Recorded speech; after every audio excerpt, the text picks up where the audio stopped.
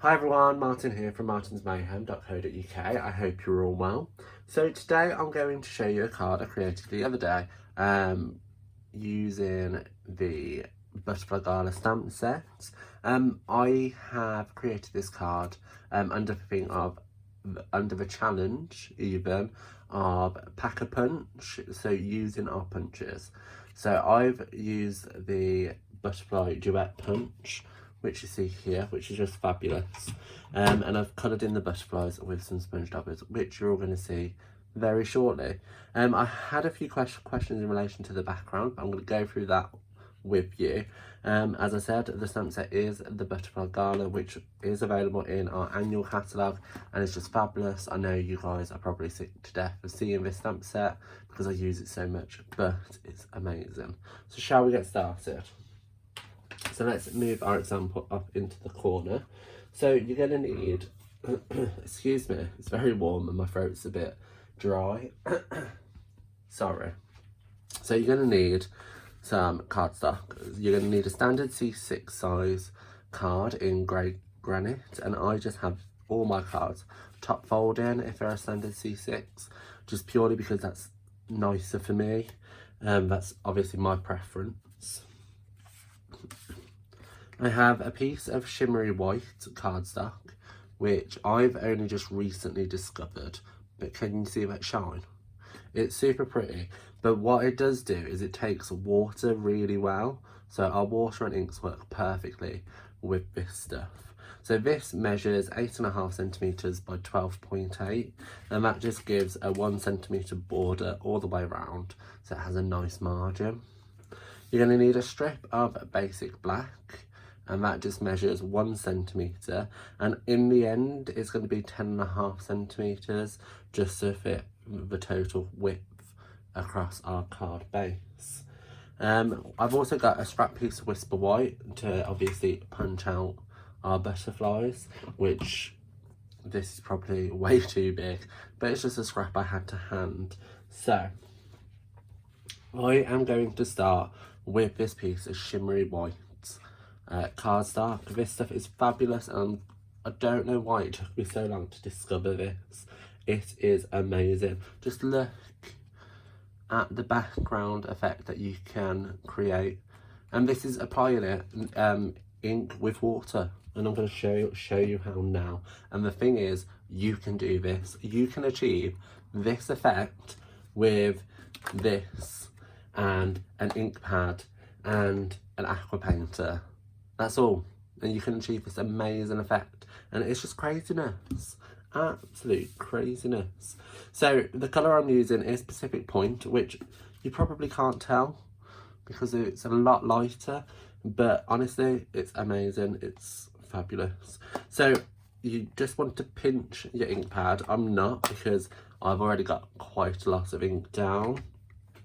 And just have your aqua painter with some water in. Doesn't have to be full, doesn't have to have a lot, because you're not going to apply that much water down. But you're just gonna again, I'm gonna have a drink, guys, I am sorry, but it's so warm here.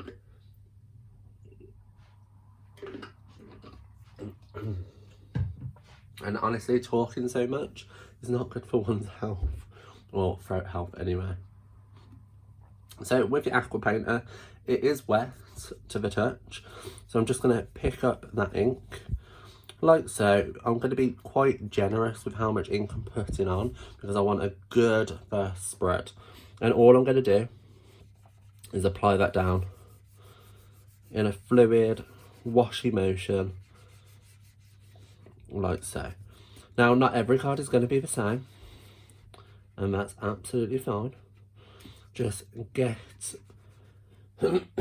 sorry, enough ink down so you're happy with the colour. Okay, so I think that is plenty. That's looking great already. To clean my aqua painter, I am just going to grab some tissue, just place some on there and just pinch ever so slightly so the water runs through. So it is that simple. So that already looks fabulous. I am going to add some water droplets just to add a little bit more interest. Now, I am going to be honest, this is not the first time I've recorded this video. The last time I did it, it didn't go well. And I don't know why it didn't go well. Well, I did. I added too much water and I got too close, so the water droplets were too close together. If that does happen, you can just repaint over it. I'd let it dry first so it doesn't get too moist. But just repaint over it and then wait until it's dried a little bit and then flick it again. It covers it fine. So I've got a little bowl of water because obviously normally I'd run into my bathroom and run the tap and then splash it, then use some tissue just to dab it off, but I'm not going to do that with you guys. So I have just got a bowl of water which I'm just going to dip my tips in, my fingertips, and then I'm just going to flick some water on like so. Take some tissue, let's give it a gentle rub, and where the water was sat, it's picked up and you've got some super delicate droplets. So if you wanted it more intense, you can leave the water on there for a little bit longer. However, you do have to be mindful. This isn't watercolor paper, so it does warp. It's gonna bubble if it has too much on. I am just gonna add a little bit more to it.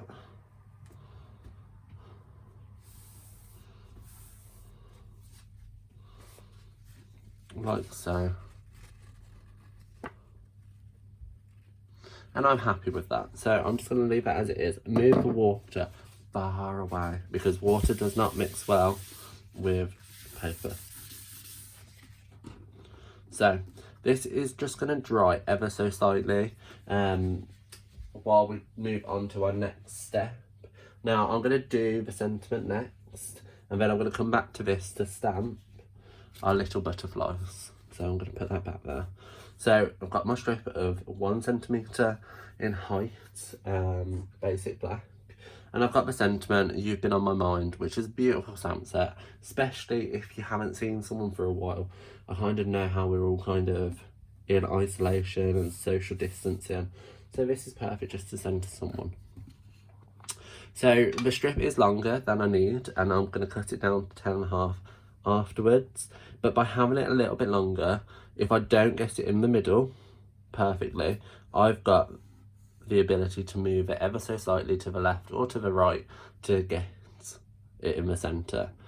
So I'm just going to take my stamp, ink it up, try to find the centre and try to get it straight and just stamp that down. Okay. So you can kind of see that if I do it like that. Inverse that, because that's mark ink, it's just a watermark ink, but what it does do is it stays perfectly sticky for when you put over your white embossing powder, like so.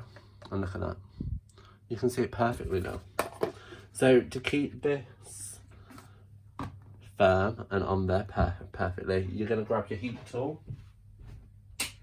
I've just realised mine was actually switched off of the wall, so I'm going to just switch it on, and there you have that. I always heat emboss from the back just because that's a lot easier for me. I can see what's happening and I just feel it melts into the cardstock rather than melting up because you're blowing it up. Does that make sense? That's just me. We all have our own way of doing things. So I'm just going to heat set that now. It is going to be noisy. No, because it's unplugged as well. What a silly sausage. Right, is it ready?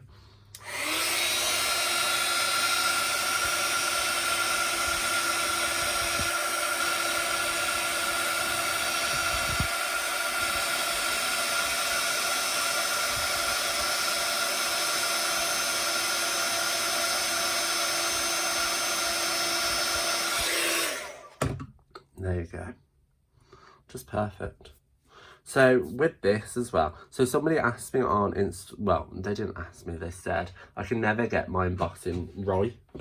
It just always seems to end up in a mess. And my top tip, well, it's not even a tip, it's having the basic tools to hand, to have the embossing buddy, have the Versamark ink. Make sure once you've swiped it, you're not touching it, because as soon as you put your finger down, there's residue there which is going to pick up that embossing powder. So just make sure you swipe it. That's fine. I've just completely messed that up. Let's go back in. So I hadn't heat set that properly. Let's just quickly see if I can fix it. No. So let's go back and just quickly heat that with my tool again.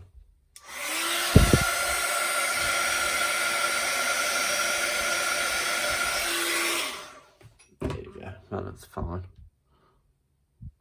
It's a little bit messed up, but it's okay. So yeah, just make sure you are swiping it with your embossing buddy to get rid of all that extra residue. And what I do is I keep my embossing buddy in the ledge and just store this upside down, so they're always together, so you never need to fret out where it is. Okay, so we're going to move back onto this bit now. It's dried pretty well. It's still a little bit damp, so I'm just going to blast it with my heat tool.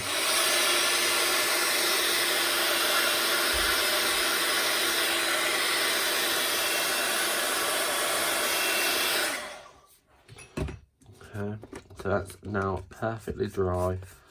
Brilliant, look, it's such a good technique. And just to test, because I am going to be using white embossing powder, if it is wet, some embossing powder will stick, which it has. So I'm just going to grab a brush and just brush that away, like so. Maybe if I use my embossing buddy, that will help.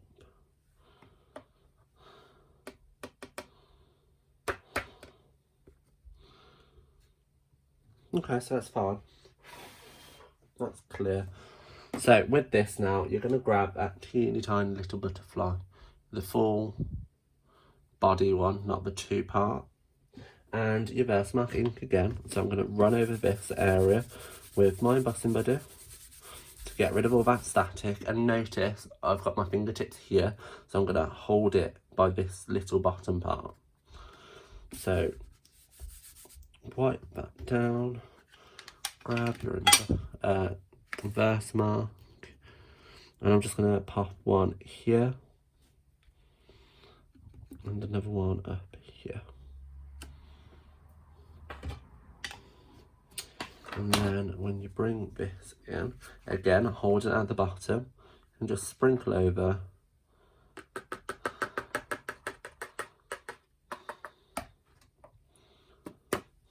your embossing powder, seal that up so that it doesn't blow everywhere, and just give it a little blow. If there is little bits in places, just take a paintbrush and just knock them away like so. It's that simple. Okay, so I'm going to heat set them now.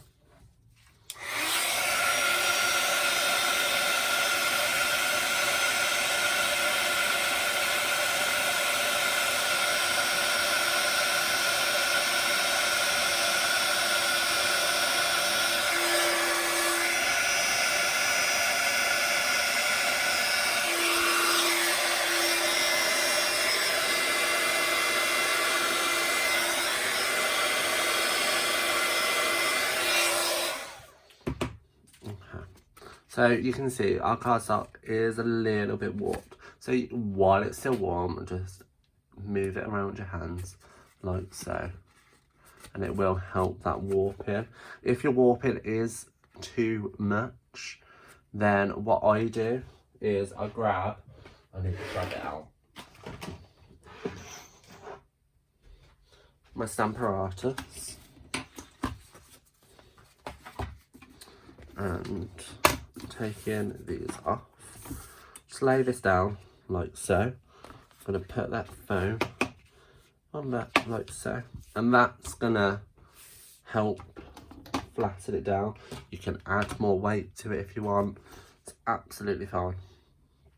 So I'm just going to leave that to the one side for now, just so you guys know it's still there, it's still okay, while we move on to our delicate butterflies. So I'm going to grab the punch and our Whisper White, and this is just regular Whisper White even. I'm just going to punch 2 of them larger butterflies out. Now with this punch, you automatically get the smaller ones with it, so you can save them for another project. Don't throw them away. You can use them again. So I've got these 2 adorable little butterflies. I'm using 2 inks, which is Melamumbo and Daffodil Delight. And what I'm going to do is, there's still ink on my sponge dauber. So from other projects, there's still ink left on there.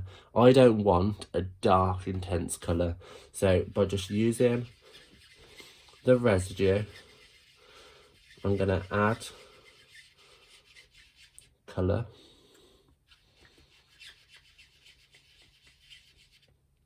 To it. So I think this is going to need a little bit more. So I'm just going to do a little dab, but I'm going to run a lot of ink off, because as I said, I don't want that dark, intense colour. I want it super soft and subtle. Okay. And again on this one.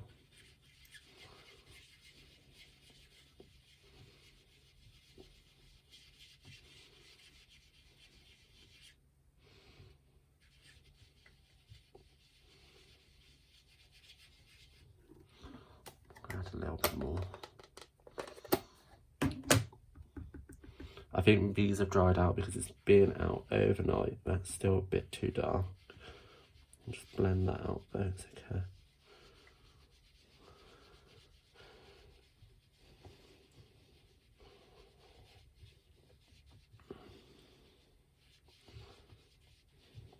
Okay, so you guys get the gist. That's a bit too dark for me.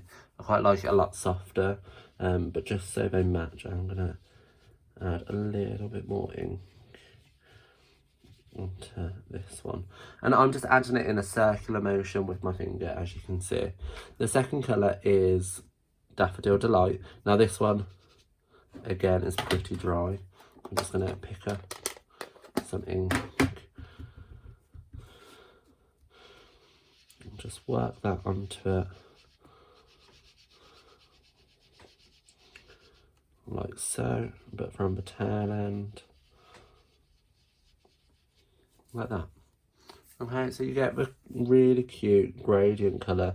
You don't have to have so much white if you don't want to, but I quite like having that white border. Now I'm going to add some more ink.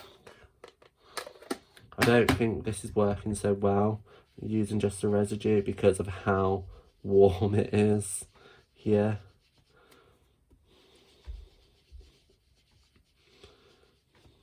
But still, I think they are really cute. So they are going to be attached onto that piece of shimmery white cardstock. So if we bring this back in, open this up. So the warping has dramatically reduced. Obviously leave it longer if you feel like it needs it, but obviously for your sake, I'm not going to make you wait. So these are going to be attached onto our card like so shortly, and I'm going to use glue dots to do that. But first I'm going to adhere that to our card base. And for that I'm going to use dimensionals, which I've put away.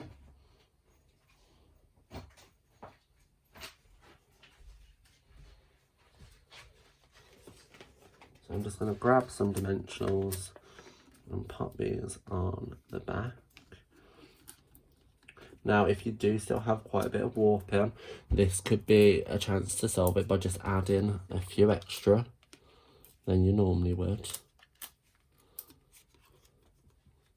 just to help flatten it out. 3,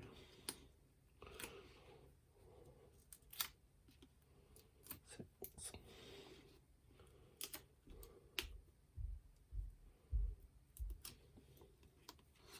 Okay, so putting that onto our card base, remembering there's a 1 centimetre border all the way around.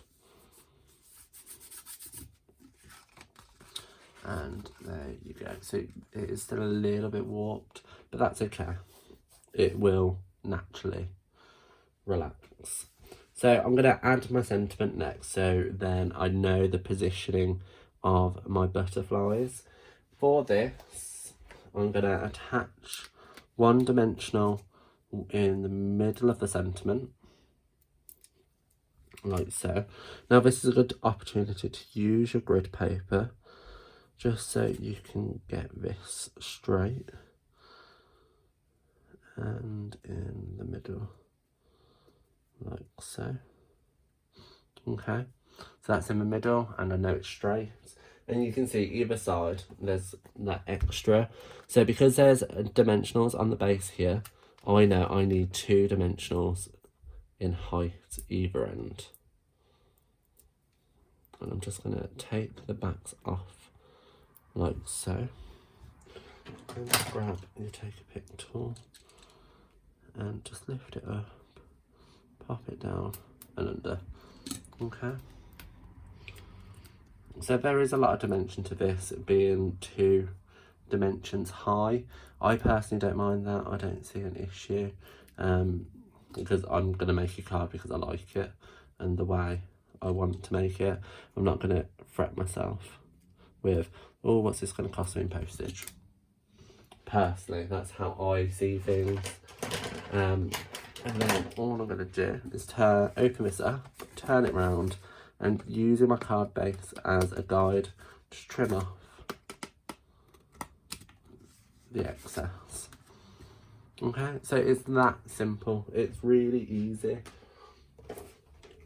Anybody can do this as long as you have the right product. So as I said, I'm going to glue these down with glue dots. So I've just got my Stampin' Up! Glue dots, and I'm just going to position these in opposite angles onto my card.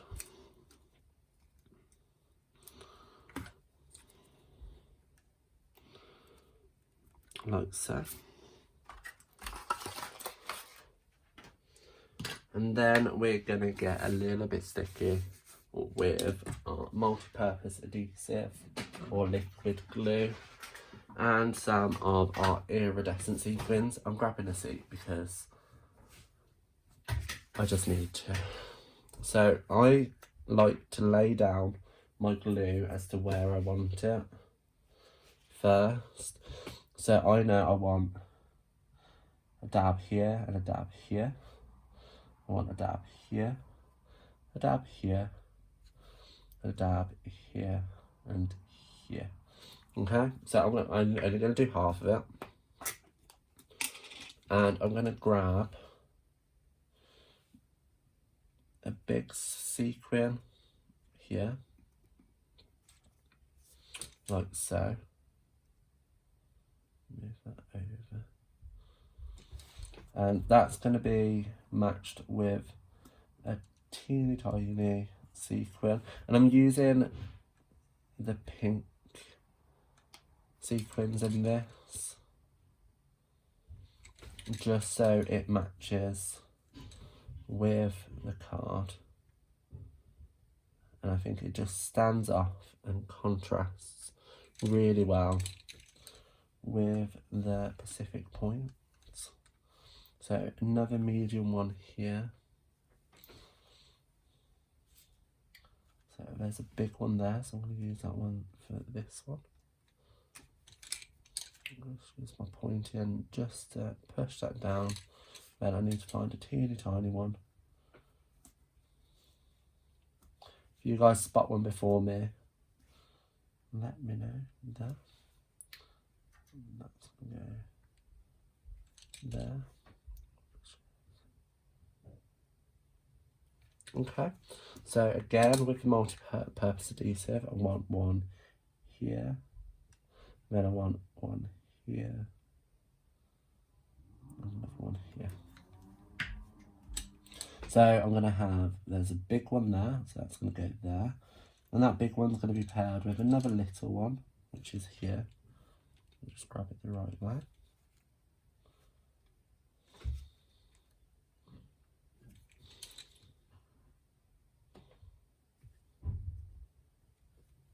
And then I'm just going to find a medium one and pop that down. There. So that is it. It is that simple and that easy to recreate this card. So I'm going to zoom in now, like so. And there you have today's project. I hope you really enjoyed today's card and really enjoyed the technique in the background that I showed you. And I hope you actually give it a go. So in the description bar below is a full list of the items I use, as well as a link to the coordinating blog. Next to the list of the items are links to my online shop where you can purchase these items for yourself from me. Every order I receive goes to supporting me, my small business, in keeping doing what I'm doing. So I really do appreciate every single order that is submitted. If you have any queries in relation to joining Stampin' Up or my team of the Magic Mayhems, please do not hesitate in contacting me, or there's loads of information already available over on my website. But I am always happy to answer any questions you might have. I hope you enjoyed today's video and I hope to see you again soon. Bye.